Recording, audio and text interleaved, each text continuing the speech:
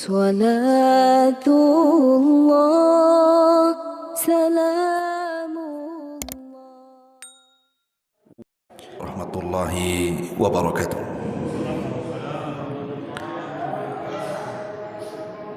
الحمد لله رب العالمين وبه نستعين وعلى أمور الدنيا والدين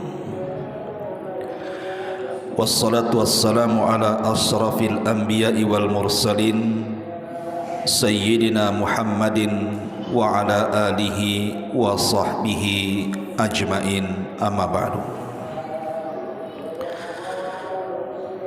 Hadirin dan hadirat yang dimuliakan Allah Subhanahu wa taala. Alhamdulillah, malam ini kita kembali bisa duduk untuk bertolabul ilmi di Masjid Nidaul Ilmi. Dan pembahasan di malam hari ini kita akan mengambil banyak pelajaran dari seorang tabi'in yang sangat mulia, yang para ulama mengatakan majhulun fi ahlil ardi ma'rufun fi ahli sama. Tidak terkenal di bumi, tapi sangat terkenal di langit. Dialah Uwais ibnu Amir al-Qarani, atau dikenal dengan Uwais al-Qarani. Bagaimana kisahnya? Ma'asyiral muslimin yang dimuliakan Allah Subhanahu wa taala. Uwais al-Qarani adalah seorang tabi'in, bahkan disebut kibarut tabi'in. Padahal dia hidup di zaman Nabi SAW. Harusnya orang yang hidup di zaman Rasul berjumpa dengan Rasul, tapi tidak dengan Uwais al-Qarani. Dia tidak sempat berjumpa dengan Nabi SAW dikarenakan terhalang dengan berbaktinya dia kepada orang tua, sehingga sampai dia meninggal tidak pernah melihat wajah Rasul, dan Rasul pun tidak pernah melihat wajahnya. Makanya dia tidak dikategorikan sahabat Nabi, karena syarat sahabat Nabi itu harus melihat, beriman dan mati di atas Islam, walaupun sempat murtad sekalipun. Itulah definisi yang dikemukakan Al-Hafidh Ibnu Hajar rahimahullah ta'ala. Secara nasab Uwais al-Qarani dia adalah Uwais ibnu Amir. Ada yang melaqabkan dengan Al-Khalis, dan Amir ibnu Juz ibni Malik ibni Amr ibni Sa'd ibni Aswan ibni Qarnin ibni Radman ibni Najiyat ibni Murad. Adapun kunyahnya adalah Abu Amir, dan kunyah itu sunnah hukumnya. Lahir, hidup semasa Nabi SAW, tapi tidak pernah berjumpa dengan Nabi. Dan dia kelak akan meninggal dalam peperangan ketika Ali radhiyallahu an berselisih paham dengan Muawiyah, kemudian terjadi perang Siffin. Lah Uwais ibn Amir al-Qarani ini termasuk tentara dari kubu Ali radhiyallahu an dan meninggal di perang Siffin. Ma'asyiral muslimin yang dimuliakan Allah Azza wa Jalla, kalau kita melihat keutamaan seseorang, tentu kita harus komentar, mencari komentar orang lain yang berkomentar tentang dia. Al-Imam Adz-Dzahabi rahimahullahu ta'ala dalam kitabnya Siyar A'lamin Nubala, ketika beliau memuji Uwais ibn Amir al-Qarani ini, Beliau mengatakan huwal qudwatu az-zahidu sayyidut tabi'in fi zamanihi kana min awliya'illahil muttaqin wa min ibadihil mukhlasin. Uwais adalah orang yang layak dicontoh karena sebagai qudwah, dan dia orang yang paling zuhud, pemimpin para tabi'in di zamannya, dan termasuk wali-wali Allah yang bertakwa, dan termasuk hamba-hamba Allah yang ikhlas. Cukuplah pujian Imam Zahabi rahimahullahu ta'ala menunjukkan siapa sebenarnya Uwais ibnu Amir al-Qarani ini.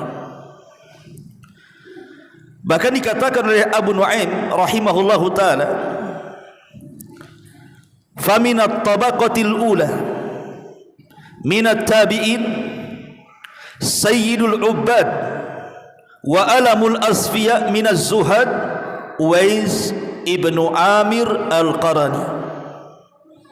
Kata Abu Nu'aim rahimahullahu ta'ala, dia mengatakan termasuk tabaqat yang pertama dari kalangan tabi'in, pemimpinnya ahli ibadah, terpancar padanya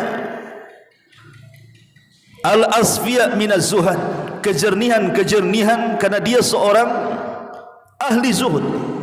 Dialah Uwais ibn Amir al-Qarani. Dan banyak lagi pujian para ulama terhadap Uwais ibn Amir al-Qarani ini. Tapi tentu pujian yang paling besar adalah pujian Nabi SAW kepada Uwais ini. Cukuplah kalau Nabi SAW yang bicara, artinya Uwais ini bukan sembarang orang. Padahal Nabi SAW tidak pernah berjumpa dengan Uwais, dan Uwais pun tidak pernah berjumpa dengan Nabi. Tapi lihat bagaimana Nabi SAW mengatakan, ya'ti alaikum Uwais ibnu Amir ma'amdadi ahli Yaman min muradin thumma min qaranin kana bihi barasun fabara'a minhu illa mawdi'a dirhamin lahu walidatun huwa biha barrun law aqsama 'ala Allah la abarra fa in istata'ta an yastaghfira laka faf'al. Kata Nabi SAW, akan datang kepada kalian seseorang bernama Uwais ibn Amir al-Qarani. Dia akan bersama rombongan penduduk Yaman. Ia berasal dari Murad, kemudian dari Qaran. Ia memiliki penyakit kulit sopak, kemudian sembuh darinya kecuali bagian 1 dirham saja. Ia punya seorang ibu yang sangat berbakti kepadanya. Seandainya ia bersumpah pada Allah, maka akan diperkenankan setiap permintaan dan doa-doanya. Ini pujian Nabi SAW kepada Uwais ibn Amir al-Qarani. Ma'asyiral muslimin yang dimuliakan Allah Azza wa Jalla, baik kita akan kisah bagaimana perjalanan hidupnya Uwais ibn Amir al-Qarani ini. Ma'asyiral muslimin yang dimuliakan Allah Azza wa Jalla, Uwais ini terlahir yatim, dan hanya ditinggalkan seorang ibu. Jadi hidup berdua bersama ibunya saja. Ibunya ini sudah tua, kemudian lumpuh, kemudian buta. Dan kehidupan Uwais ini bukan orang kaya, tapi sangat miskin, dan bekerja sebagai penggembala unta dan kambing, mengambil upah-upah orang kaya di negerinya. Dan Uwais berusaha untuk berbakti kepada orang tuanya. Dia tidak menikah karena ingin berbuat baik kepada orang tuanya, karena tinggal satu-satunya tuh ibunya tuh. Makanya semua keperluan ibunya oleh Uwais ibn Qaran ini betul-betul dilaksanakan. Apa yang dimau ibunya dilaksanakan, kecuali satu. Uwais belum bisa mengabulkan keinginan orang tuanya kecuali setelah lelah letih dia berusaha untuk mengabulkannya. Apa keinginan orang tuanya? Dia ingin haji, ingin melihat Ka'bah, ingin menyempurnakan rukun Islam. Ini yang setiap malam Uwais berdoa kepada Allah. Macam mana dia harus mengabulkan keinginan orang tuanya? Dia orang miskin, tidak punya kendaraan, kemudian ibunya sudah tua, tidak sanggup berjalan, lumpuh lagi, buta. Macam mana caranya? Zaman dulu nggak ada travel, sekarang enak kan begitu. Haji bisa disingkat, haji plus, haji furoda, macam-macam haji sekarang ini. Lumpuh ada kursi roda. Zaman dulu macam mana caranya? Akhirnya Uwais ibn Amir ini terus berdoa kepada Allah Azza wa Jalla. Akhirnya Allah Subhanahu wa taala carikan jalan keluar.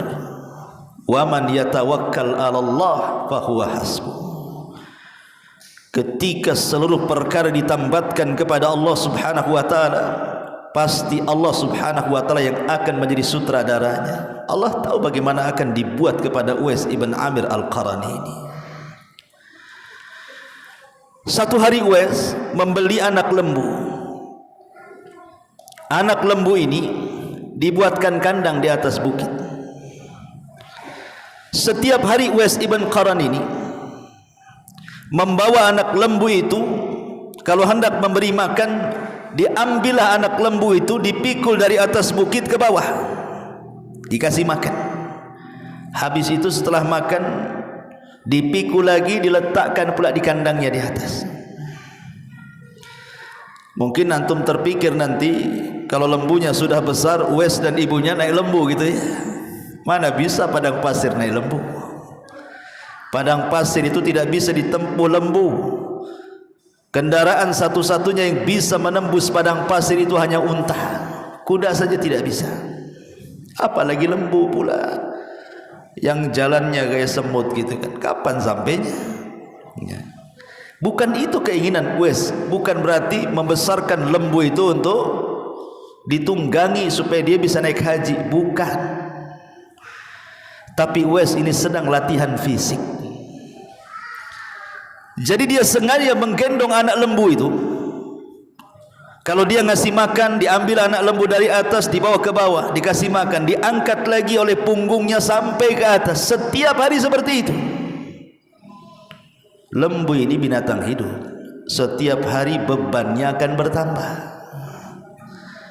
sehingga tidak terasa bulan pertama, bulan kedua, bulan ketiga, sampailah datang musim haji bulan ke-8. Jadi kerjaan Uwais hanya mangkul lembu itu dari atas bukit ke bawah, dari bawah ke bukit lagi selama 8 bulan tuh. Sampai lembu itu menjadi 100 kg beratnya tuh. Gitu. Tangguh bantu mikul lembu 100 kg juga kan. Tapi itulah Uwais ibn Qaran. Dia sedang latihan fisik. Maksudnya apa? Untuk menggendong ibunya dari Yaman ke Mekah. Karena sudah latihan dia. Ya. Ketika betul-betul azam itu sudah sampai, dia kemukakan ibunya dan mengatakan, "Bu, kita akan haji." Maka ibunya dengan senang. Akhirnya kemudian Uwais ibn Amir al-Qarani ini betul-betul menyediakan tempat, ya semacam keranjang lah kan begitu. Kemudian ibunya diletakkan di keranjang itu, kemudian dipikul oleh Uwais itu. Kemudian berjalan dari negeri Yaman ke Mekah. Anda bisa bayangkan memikul orang tua. Saya saja pernah naik bus itu 2 kali ganti mobil tuh. Saya dari Son'a ke Mekah waktu umroh itu, pertama datang ke Yaman itu 1 hari 1 malam itu, baru sampai di Mekah. Dengan perjalanan kadang enak jalannya, kadang enggak, kadang beliku-liku, kadang ke padang pasir. Wah, sudah capek semua badan tuh. Ini jalan kaki. Dan di zaman itu belum ada jalan kayak sekarang kan gitu. Sudah ada aspal, sudah ada macam-macam, namanya padang pasir. Kalau butuh makan ya sulit dicari, kalau butuh minum sulit dicari, kalau ada orang jahat macam mana pula kan begitu. Tetapi keinginan kuat Uwais ini betul-betul ingin mengabulkan keinginan orang tuanya. Dia tembus padang pasir ikhwan sampai ke Makkah. Ada memang orang tua yang digendong anak itu, tapi dari tempat tidur ke kamar mandi saja. Kan itu ya. Hanya untuk buang hajat karena dia lumpuh tidak bisa. Habis itu dari kamar mandi digotong lagi ke kamar tidur itu. Berapa jaraknya tuh? Ini dari Yaman ke Mekah ini enggak main-main jalannya ini. Tapi begitulah anak saleh. Ketika kemudian keduanya sampai di Mekah, kemudian mulai keduanya tawaf di sekitar Ka'bah. Selesai tawaf, maka kedua insan ini dengan bahagianya bisa menatap Ka'bah dan dua-duanya menangis. Tiba-tiba Uwais mengatakan, Allahumma ghfir li ummi, Allahumma ghfir li ummi. Ya Allah, ampuni dosa-dosa ibuku ini. Ya Allah, ampuni dosa-dosa ibuku. Kata ibunya, ya Uwais, kenapa engkau berdoa untuk dosa-dosaku? Kenapa engkau tidak berdoa untuk dosa-dosamu saja? Maka Uwais ibn Amir Al-Qarn mengatakan, ya ummah, wahai ibuku, kalau seandainya Allah subhanahu wa ta'ala kabulkan doaku, kemudian dosamu diampuni oleh Allah, dan Allah masukkan engkau ke dalam sorga, dan engkau redha dengan diriku, itu sudah cukup bagiku wahai ibuku. Karena dengan itulah dosa-dosaku pun akan digugurkan Allah Azza wa Jalla. Akhirnya kemudian Uwais pun setelah melaksanakan haji menggendong lagi ibunya balik lagi ke Yaman ikhwan. Subhanallah. Dari sini pelajarannya, kenapa Nabi SAW sampai memuji Uwais ibn Amir Al-Qarani dan mengatakan kepada sahabat Umar dan Ali, temukan orang ini, minta doanya. Sebab kalau sudah bersumpah atas nama Allah, setiap permintaannya pasti dikabulkan Allah Azza wa Jalla. Rupanya di balik pengabulan doa Uwais ibn Amir Al-Qarn itu, karena dia adalah seorang birrul walidain. Rahasianya itu karena dia orang yang sangat berbakti dengan orang tuanya. Makanya kenapa Nabi SAW ketika ditanya, siapa orang yang paling pertama saya berbuat baik kepadanya, kata Rasul, ummuka, ibumu. Siapa lagi wahai Rasul? Kata Rasul, ummuka, ibumu. Siapa lagi wahai Rasul? Kata Rasul, ummuka, ibumu. Siapa lagi wahai Rasul? Abuka, baru bapamu. Ada seorang bapak bertanya sama anaknya, nah, kata Nabi SAW, siapa orang yang paling harus kita cintai? Kata anaknya, ibumu. Satu kan, ibumu. Dua, berarti dua ibu katanya. Ibumu, tiga ibu. Akhirnya anaknya bilanglah sama istrinya, istri lagi di dapur, lagi motong-motong telur, dipotong telur jadi 4. Dikasihkan sama anaknya, bilang sama bapakmu, nanti kayak telur ini dipecah jadi 4 nanti. Gitu ya Allah. Masyaallah muslimin yang dimuliakan Allah Subhanahu wa taala. Di sini bagaimana Uwais ibn Amir Al-Qarani ini mengajarkan kepada kita birrul walidain. Makanya ketika dia hijrah ke Syam, kemudian terlibat dalam jihad bersama kaum muslimin dan menjadi terkenal gara-gara dia berjumpa dengan Umar dan Umar meminta doanya. Banyak orang-orang yang ingin seperti Uwais ibn Amir Al-Qarani, berbakti dengan orang tuanya. Padahal kurang-kurang apa coba ayat-ayat Al-Quran menjelaskan tentang keutamaan birrul walidain, hadis-hadis Rasul menjelaskan tentang fadilah dan keutamaan birrul walidain. Tapi mereka ingin mencontoh itu dari Uwais ibn Amir Al-Qarani. Luar biasa. Makanya wajar kata Imam Zahabi dikatakan Al-Qudwah, menjadi percontohan orang yang sangat berbakti dengan kedua orang tuanya. Cukup sampai di situ? Tidak. Uwais Al-Qarani ini, walaupun dia pekerjaannya ala kadarnya, dia seorang penggembala kambing orang dan unta-unta orang. Artinya dia hanya mengambil upah saja kan, sama dengan Nabi SAW. Ketika dia menjadi penggembala kambing itu alal qararit, artinya hanya mengambil beberapa qirat saja, upah kecil, hanya bisa untuk memberi makan kebutuhan dia dan keluarganya dan ibunya saja. Tapi kalau seandainya ada rizki lebih, boleh jadi yang punya unta, yang punya kambing itu ngasih lebihlah rizki kepada Uwais ini. Maka Uwais ini terkadang memberi kelebihan rizki itu kepada tetangga-tetangga yang senasib dengan dia. Bayangkan dia sudah miskin, tapi dia ingin membantu orang miskin. Ini yang luar biasa. Ada di zaman sekarang sudah kaya, tapi tidak mau membantu orang miskin, kan gitu. Ini Uwais ini orang miskin, tapi kalau ada kelebihan harta, dia berusaha untuk membagi-bagikan. Sampai-sampai Uwais ini berdoa kepada Allah Subhanahu wa taala. Jadi kalau dia tidak sanggup atau tidak ada rizki lah gitu ya untuk memberi makan tetangga-tetangganya, apa kata dia? Sebagaimana disebutkan oleh Sufyan Ats-Tsauri rahimahullahu taala, Uwais ini apabila terduduk gitu ya, temenung, tidak ada rizki yang bisa disedekahkan, maka dia akan menengadahkan tangannya ke langit dan mengatakan, Allahumma inni a'tadiru ilaika min kulli kabidin ja'iatin wa jasadin 'arin laisa li illa ma 'ala dhahri fi wa fi batni. Apa kata Uwais?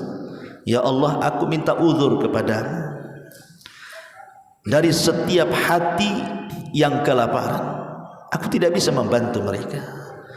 Atau setiap jasad yang boleh jadi tidak punya pakaian, aku tidak bisa memberikan pakaian kepada mereka. Sementara tidak ada pakaian kecuali yang melekat pada badanku, dan tidak ada makanan kecuali yang ada pada perutku saja. Lihat, orang miskin ingin membantu orang miskin. Makanya kenapa ketika Allah bicara tentang siapa para pendusta agama itu, ara'aita alladhi yukadzibu biddin fadzalika alladhi yadu'ul yatim wa la yahuddu ala ta'amil miskin, dan tidak menganjurkan orang untuk membantu fakir miskin, itulah para pendusta agama. Ma'asyiral muslimin yang dimuliakan Allah Azza wa Jalla, siang hari Uwais adalah pekerja keras karena harus menghidupi keluarganya dan membantu tetangga-tetangganya. Tapi kalau di malam hari, Uwais adalah ubad, ahli ibadah. Uwais adalah ahli ibadah. Sampai-sampai dijelaskan di antara kalimat-kalimat yang bagus atau nasihat-nasihat yang bagus dari Uwais ibn Qaran ini, dari Asbagh ibn Zaid, dia mengatakan, kana Uwais al-Qarani idza amsa yaqul hadhihi lailatur ruku'i fayarkau hatta yusbiha, wa kana yaqul idza amsa hadhihi lailatus sujudi fayasjudu hatta yusbiha. Kata Asbagh ibn Zaid, dia mengatakan, Uwais ini kalau datang di waktu sore menjelang malam, maka dia mengatakan inilah malam harusnya orang itu ruku, maka dia pun ruku sampai subuh. Atau dia mengatakan ini malam untuk sujud, maka dia pun sujud sampai subuh. Jadi Uwais ibn Amir ini ahli ibadah. Sudah dia siangnya memang pekerja keras, dia harus menghidupi keluarganya dan membantu tetangganya. Di malam hari pula dia seorang ahli ibadah. dan dia seorang yang bakaan, selalu menangis kepada Allah Azza wa Jalla. Apalagi teringat wajah Nabi SAW yang belum pernah ditengoknya. Karena apabila ada orang-orang Yaman yang datang ke Madinah, kemudian mereka bisa menatap wajah Rasul, bisa memandang Rasul, bisa mendengar ucapan Rasul, bisa mendengar ceramah-ceramah dan wajangan Rasul, kemudian pulang ke Yaman, ceritalah kepada Uwais ibn Amir Al-Qarani. Jadi akhirnya terbayang ketika kawan-kawannya bercerita, mereka melihat Rasul seperti ini, seperti itu. Kepengenlah dia berjumpa dengan Nabi SAW. Setiap malam dia bayangkan Nabi SAW, kapan saya berjumpa dengan dia, kapan saya berjumpa dengan dia. Uwais ibn Amir Al-Qarani ini kecintaan kepada Rasul luar biasa, sampai-sampai apabila dia mendengar Nabi SAW perang Uhud tahun ketiga Hijriah kan, dia kan tidak ikut terlibat perang karena memang dari di Yaman kan, tidak berjumpa dengan Nabi, tapi dia mendengar ada perang Uhud. Dan di perang Uhud itu Nabi SAW kan pecah gigi gerhamnya, sampai Nabi SAW melaknat orang yang memecahkannya dalam kunut subuh, dalam kunut nazilahnya. Maka Uwais ini seolah-olah ingin merasakan apa yang dirasakan Nabi SAW. Diambilnya batu, dipukulkan pula ke giginya biar pecah, sama seperti Nabi SAW merasakan sakit saat pecah giginya. Bayangkan. Tapi jangan ditiru ya, ini kan ijtihad dia. Jangan pula istri ketabrak motor pengen juga ketabrak biar merasakan macam mana lah istri ketabrak. Tuh bodoh lah itu namanya. gitu.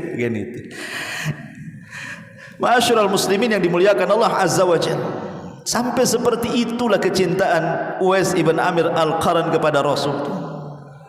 Ijtihad dia seperti itu. Sampai akhirnya betul-betul dia menghadap ibunya, ngomonglah baik-baik sama ibunya. Bu, izinkan saya lah berjumpa dengan Nabi sekali saja gitu. Kata ibunya, ibu kau iya bunaya, tidak bisa. Kau harus tinggal di sini, rawat aku. Aku ini sudah lumpuh, buta, sudah tua. Siapa yang akan merawat aku kalau kau pergi? Tapi Uwais terus mendesak. Akhirnya ibunya mengizinkan, tapi dengan satu syarat. Kau boleh datang ke Madinah, jangan menuju lain tempat, langsung menuju rumah Nabi. Selepas kau berjumpa Nabi, memandang wajah Nabi, kau pulang lagi ke Yaman. Ma'asyiral muslimin yang dimuliakan Allah Azza wa Jalla, akhirnya Uwais pun mempersiapkan segalanya. Sekarang sudah dapat izin tuh dari orang tuanya tuh. Dia bekerja dengan keras, kemudian dititipkan orang tuanya kepada tetangga-tetangganya, kemudian dia siapkan perbekalannya. Berangkatlah Uwais ibn Amir Al-Qarani ini ingin berjumpa dengan Nabi. Sesampainya di kota Madinah, bertanya di mana rumah Nabi, dan langsung berjumpa dengan rumah Nabi. Karena kerinduannya kepada Nabi SAW, digedornya dengan keras tuh pintu rumah Nabi itu. Tiba-tiba ada yang membuka. Masalahnya yang keluar bukan Nabi, tapi salah satu daripada istri Nabi SAW. Kemudian Uwais menceritakan bahwa dia orang jauh dari negeri Yaman, hanya punya waktu sebentar ingin berjumpa dengan Nabi karena aku harus kembali ke Yaman. Di mana Nabi SAW? Kata salah satu istrinya mengatakan, engkau sudah tepat, ini rumah-rumah Nabi, tapi Nabi tak ada. Nabi sedang berada dalam peperangan, sedang safar. Akhirnya Uwais pun berusaha lah menunggu, mungkin 2 hari 3 hari kan gitu ya. Tapi macam mana orang menunggu orang safar itu? Di zaman itu tidak ada handphone. Kalau di zaman sekarang iyalah kita bisa handphone kan. Nabi kira-kira kapan balik kan bisa itu dia. Kalau Nabi bawa handphone, di zaman itu mana bisa? Semana caranya? Kata Nabi ya OTW kan itu kan, bisa ditunggu ya kan. Tapi di zaman itu macam mana caranya nunggu orang safar itu? Bisa seminggu, bisa sebulan, bisa 2 bulan, bisa 3 bulan. Namanya orang perang. Sementara Uwais itu terganjal dengan apa? Dengan amanah ibunya. Dia harus cepat balik. Akhirnya kemudian Uwais pun walaupun kecewa berat sekalipun, akhirnya dia pun kemudian pulang, tidak berjumpa dengan Nabi SAW. Karena dia kan punya ibu masalahnya.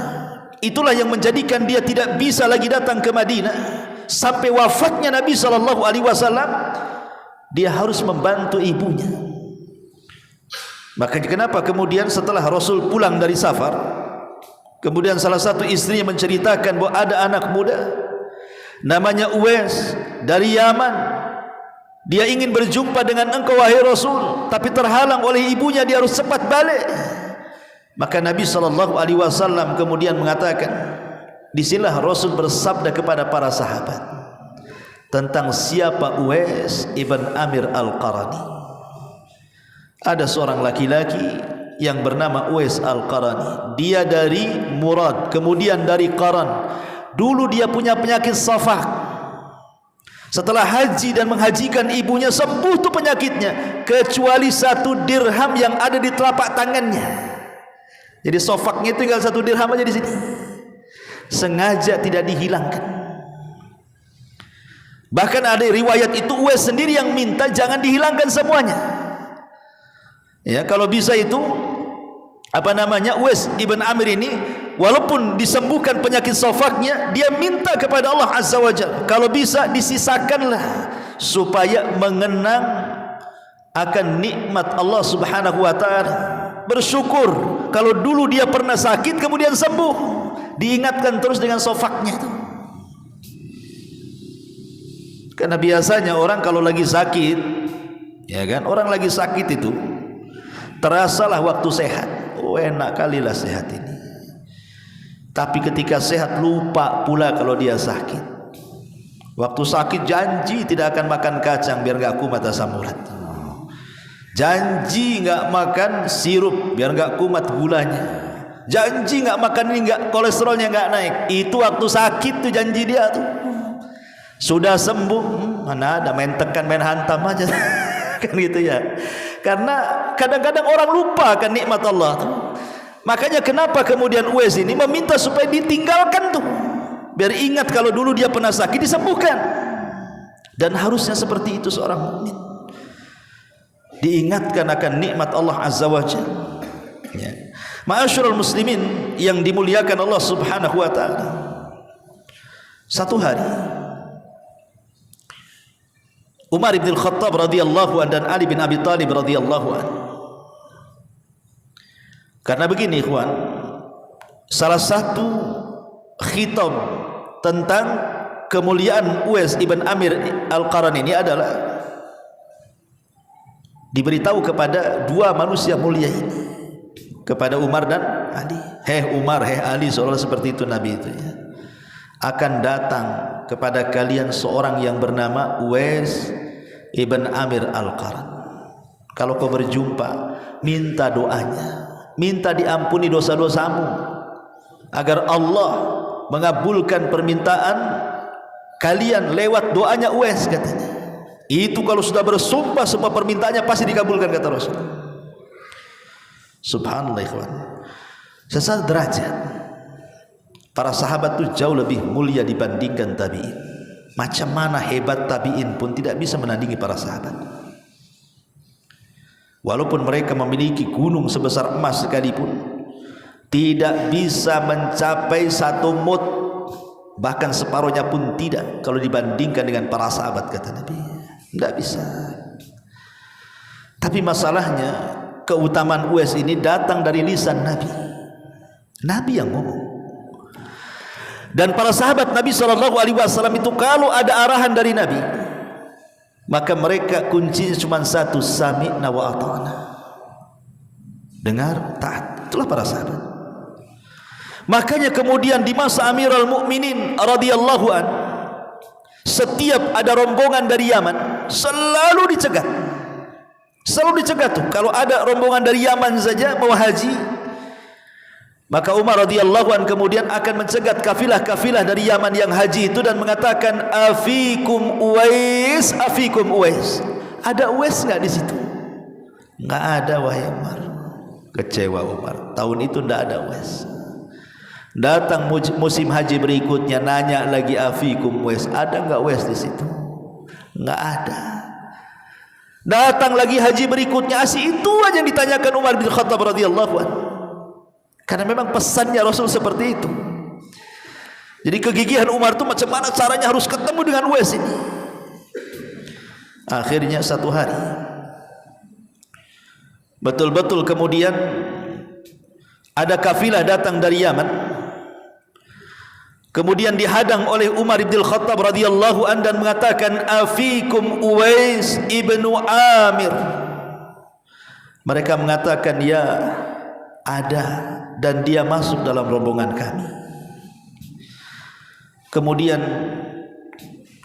Umar mengatakan, yang Uwais, yang saya maksudkan dengan Uwais itu ibnu Amir, putranya Amir. Maka orang-orang mengatakan, ya, dia putranya Amir.